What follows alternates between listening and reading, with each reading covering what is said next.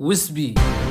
raabarkan Soomaaliga ah ee marka lagu sheego inuu yahay Soomaali markale aad muuqiisa dib u milicsanayso waxa uu kamid yahay fanaaniinta ku soo shacbaxaya qaadista heesaha raabka ah dhowr sano ayuu ku jiray ninkan qaadista heesaha raabka balse waxa ay fursad weyn u noqotay markii isaga iyo ninka aan hore idinkaga soo sheekeeyay ee CK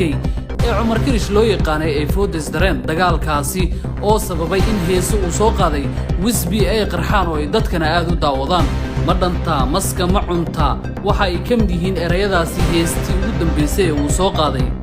Wisby waxa uu sidoo kale heeso hore ugu soo qaaday dagaalkii kala dhaxeeyay CK taasina waxa ay dad badani fursad u siiday in ninkani ay bartaan waxa uu leeyahay ninkan goob ganacsi oo ku taala magaalada Nairobi ee dalka Kenya taas oo uu ku iibiyo kabaha iyo sidoo kale alaabaha faashiyoonada oo ay dhalinyaradu aad u xiiseeyaan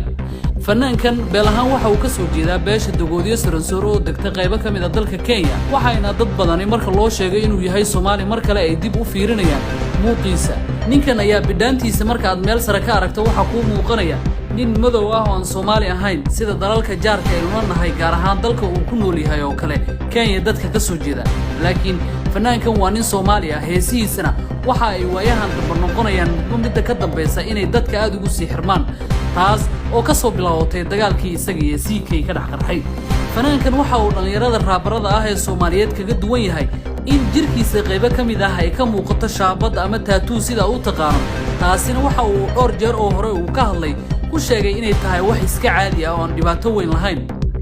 diiniyan ma wanaagsana tattooga ama shaabadaha in jirka lagu sameesto hase ahaatee Wisby waxa uu dhagaha ka furaystay waanada wacdiga iyo talooyinka dadka Soomaaliyeed ay u jeedinayaan oo ah inuu iska tirtiro tattooga taas oo taageero badan uu ku weyn karo haddii uu diido Wisby waxa uu sidoo kale ka soo muuqda live-ka TikTok ah giftiga ama game-ka sida wadajirka ah ay u ciyaaraan labada qofood taas oo uu lacag ka sameeyo waxa uuna Wisby noqday fanaankii ugu isticmaalka badnaa aaladda TikTok gaar ahaan live-ka habeenkii saq dhexe ilaa iyo ka bilow fiidkii hore Wisby waa mid saaran live-ka TikTok taas oo uu ka arkay inay ugu fursad fiican tahay qaadida heesaha iyo inuu ka daba wareego muusiga sababtoo ah TikTok uu ku arkay lacag fara badan